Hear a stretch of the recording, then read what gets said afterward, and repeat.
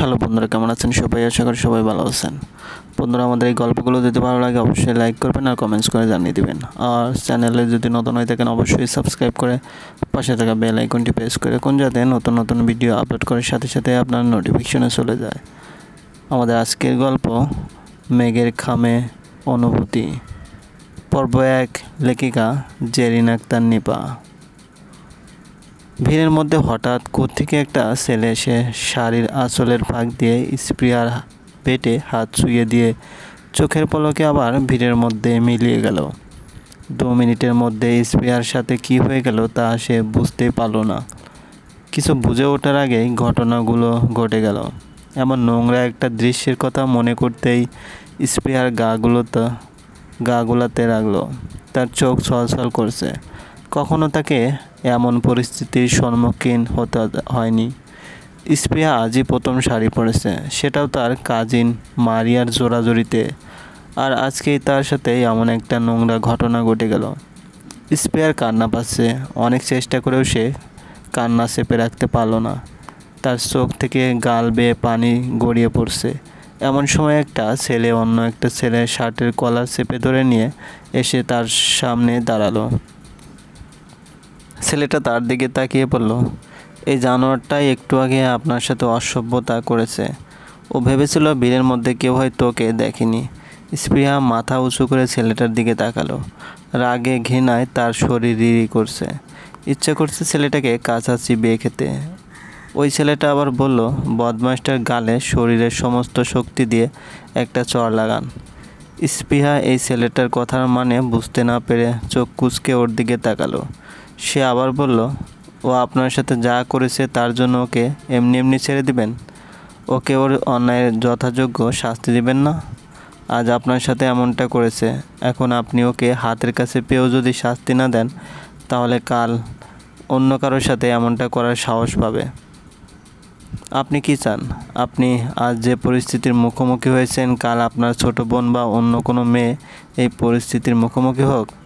যদি চান তাহলে ওকে ছেড়ে দেব, কিছুই বলবো না। আর যদি না চান তাহলে আমি যা বলেছি তা করুন। একদম ভয় পাবেন না, এরপরে যা হবে তা আমি বুঝে নেব। ছেলেটার কথায় স্পৃহা অনেকটা সাহস পেল। সে কিছু না ভেবে শরীরের সমস্ত শক্তি দিয়ে ওই ছেলেটার গালে চড় বসিয়ে দিল। হঠাৎ এমন কিছু হবে তা আশেপাশের লোকজন হয়তো ভাবেনি। এতক্ষণ সবাই নিজেদের মতো ব্যস্ত থাকলেও এখন সবাই ওদের দিকে তাকিয়েছে, উৎসুক নজরে কি হচ্ছে তা দেখছে। অনেকক্ষণ ধরে দুটো ছেলে খুব লোভী দৃষ্টিতে কিছু একটা দেখে যাচ্ছে। মাঝে মাঝে দুজন কী যেন বলাবলি করছে। একজন কী যেন বলল, আর তা শুনে অন্যজন খুব বিশ্রীভাবে হাসলো। ওর হাসি দেখে মনে হচ্ছে যে কথা বলছে সে নোংরা ধরনের কিছু বলছে। দুজনের চোখে চকচক করছে। তাদের দৃষ্টি এমন দৃষ্টি দিয়ে দূর থেকে কাউকে গিলে খাওয়ার মতো। জীবন ছেলে দুটোর পাশেই দাঁড়িয়েছিল। সে নূপুরের জন্য অপেক্ষা করছে। নূপুর এখনও আসছে না দেখে সে এদিক ওদিক তাকিয়ে ওকে খুঁজছিল। হয়তো নূপুর এসে তাকে খুঁজে পাচ্ছে না। হঠাৎ দুটো ছেলের উপর চোখ চলে যায়। এতক্ষণ সে ওদের কথায় কান না দিলেও এখন শোনার চেষ্টা করলো ওরা কি বলছে।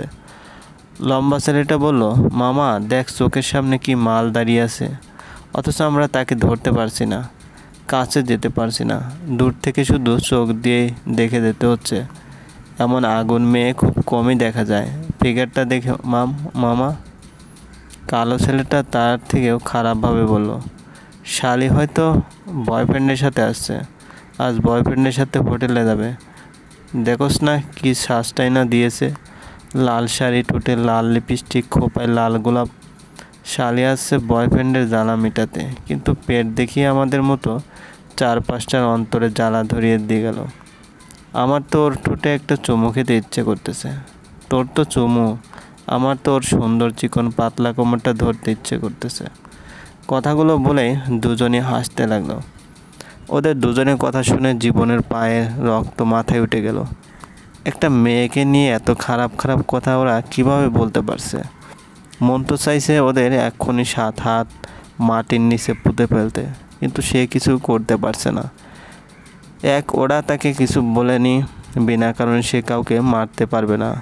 2, এখানে অনেক মানুষ সবার সামনে ওদের মারলে সবাই কারণ জানতে চাইবে, তখন মেয়েটার অসম্মান হবে। জীবন রাগ নিয়ে মেয়েটার দিকে তাকালো। আজকের দিনে এখানে কেউ একা আসবে না, মেয়েটা হয়তো কারো সাথে এসেছে, আর নয়তো তার মতোই কারোর জন্য অপেক্ষা করছে। এমন সুন্দর একটা মেয়ের উপর থেকে চোখ সরানো সত্যি কঠিন কাজ। এই মেয়ে প্রথম দেখায় ভালোবেসে ফেলার মতো মেয়ে। এই ধরনের মেয়েদের জন্য ছেলেরা প্রথম দেখাতেই পাগল হয়ে যায়। কিন্তু মেয়েটা এতটা বেয়াখেয়ালি কেন? কখন থেকে শাড়ি আঁচল সরে গিয়ে পেট দেখা যাচ্ছে, সেদিকে তার কোনো খেয়ালই নেই। সে ব্যস্ত দৃষ্টিতে শুধু চারপাশে তাকিয়ে কাউকে খুঁজছে। কালো ছেলেটা আবার বলল, দোস্ত চল আজ একটা বাজি ধরা যাক, দেখি তোর কত সাহস। তুই যদি সত্যি সত্যি ওই মেয়েটার পেটে হাত দিতে পারিস, তাহলে আমি তোকে 1000 টাকা দেব। মাত্র 1000 টাকা? 1000 টাকার জন্য এত লোকের সামনে এই রিস্ক নিতে পারবো না। টাকার পরিমাণ বাড়া। আচ্ছা যা 2000, এর থেকে বেশি পারবো না। রাতে মাল খাওয়ার জন্য আমার কাছে এতই ছিল। আচ্ছা যা 2000ই চলবে। বাজিতে আমি রাজি। আমি এখনই যাচ্ছি, গিয়ে মেয়েটার পেট ধরে আসবো। তুই শুধু চেয়ে দেখ তোর বন্ধুর সাহস কতটুকু। স্প্রিয়া চর মারার পর জীবন ছেলেটিকে ইচ্ছা মতো মারতে লাগলো। মেরে মেরে ওর নাক মুখ ফাটিয়ে দিয়েছে। ঠোঁট কেটে রক্ত পড়ছে। ভয়ে কেউ তাকে আটকাতে আসছে না। সাথের ছেলেটা সেই কখন পালিয়ে গেছে। এত হইচই শুনে সামনে থেকে ভিড় ঠেলে মারিয়ে এগিয়ে এলো। স্পৃহাকে কাঁদতে দেখে বলল, স্পৃহা তুই কাঁদছিস কেন? কী হয়েছে তোর? তুই ঠিক আছিস তো? স্পৃহা মারিয়াকে জড়িয়ে ধরে বলল, মারিয়া আপু তুমি আমাকে একা রেখে কোথায় গিয়েছিলে? আমি তো সোমের সাথে সামনেই ছিলাম, তুই কাঁদছিস কেন? মারিয়া জীবনের দিকে তাকিয়ে বলল, আর এই ছেলেটা পাগলের মতো ওই ছেলেটাকে মারছে কেন? কি হচ্ছে কিছুই তো বুঝতে পারছি না। জীবন মারতে মারতে ছেলেটাকে বলল, কোনো মেয়েকে একা পেয়ে গেলেই তোদের চুলকানি শুধু শুধু হয়ে যায় তাই না? তোদের কাছে মেয়েদের মাল মনে হয়? তোদের চোখে সব সময় ওদের ফিগার মাপে? কুত্তার বাচ্চা, তোরা মানুষ হবেই না। কী জন্য বলছিলি শাড়ি পরলে মেয়েরা মাল মনে হয়? তোর মাও তো হয়তো শাড়ি পরে, তোর চোখে কি তিনিও মাল? মেয়েদের সম্মান দিতে পারিস না ঠিক আছে, কিন্তু তাদেরকে নোংরা চোখে দেখার থেকে তো বিরত থাকতে পারিস। এ মেয়েকে না হয় তুই চিনিস না, তাই ওর সাথে অসভ্যতামি করছিস, কিন্তু যাদের চিনিস তোর মা বোন ভাবি, অন্তত ওদের কথা ভেবে তো মেয়েদের উত্ত্যক্ত করিস না। তোরা অন্য মেয়েদের সাথে যা করে বেড়াচ্ছিস তা হয়তো তোর মতো অন্য কেউ তোর বোনের সাথে করছে। জীবন এবার থামলো। আরও মারলে ছেলেটা এখানেই মারা যাবে। সে মানিব্যাগ থেকে 2000 টাকা বের করে ছেলেটার হাতে দিয়ে বলল, এই কয়টা টাকার জন্য তো একটা মেয়েকে অসম্মান করলি। এই নে টাকা, যা এগুলো নিয়ে নিজের চিকিৎসা করিয়ে নিস। আর হ্যাঁ, একটা কথা, আজকের পর থেকে ভালো হয়ে যাস। আর কখনো অন্য কোনো মেয়েকে অসম্মান করার আগে আজকের এই মারের কথা মনে করে নিবি। ছেলেটা টাকা নিয়ে কোনো রকম খুঁড়িয়ে খুঁড়িয়ে জীবন নিয়ে পালালো।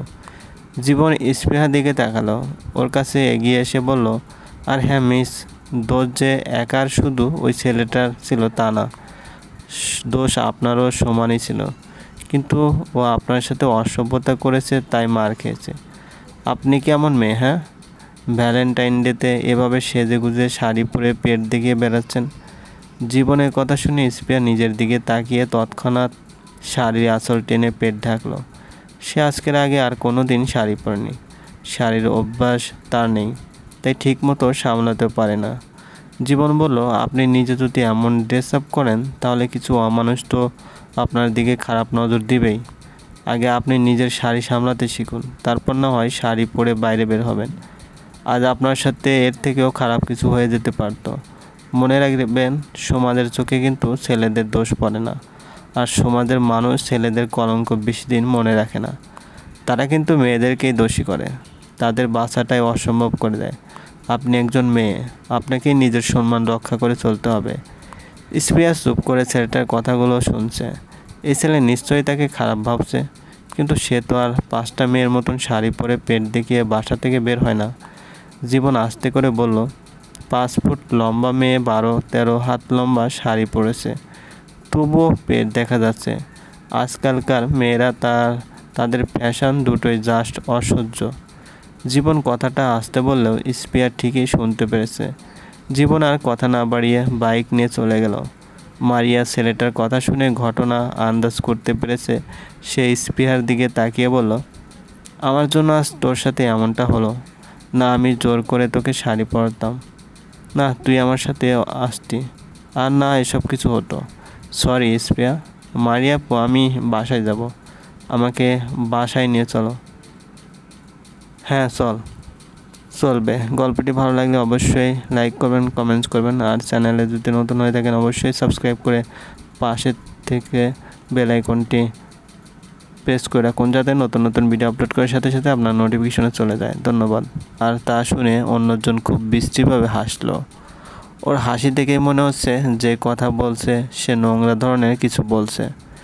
দুজনের চোখে চকচক করছে। তাদের দৃষ্টি এমন দৃষ্টি দিয়ে দূর থেকে কাউকে গিলে খাওয়ার মতো। জীবন ছেলে দুটোর পাশেই দাঁড়িয়েছিল। সে নূপুরের জন্য অপেক্ষা করছে।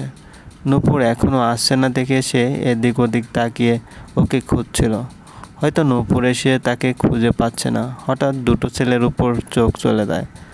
এতক্ষণ সে ওদের কথায় কান না দিলেও এখন শোনার চেষ্টা করলো ওরা কি বলছে। লম্বা ছেলেটা বলল, মামা দেখ, চোখের সামনে কি মাল দাঁড়িয়ে আছে, অথচ আমরা তাকে ধরতে পারছি না, কাছে যেতে পারছি না, দূর থেকে শুধু চোখ দিয়ে দেখে যেতে হচ্ছে। এমন আগুন মেয়ে খুব কমই দেখা যায়। ফিগারটা দেখে মামা। কালো ছেলেটা তার থেকেও খারাপভাবে বলল, শালি হয়তো বয়ফ্রেন্ডের সাথে আসছে, আজ বয়ফ্রেন্ডের সাথে।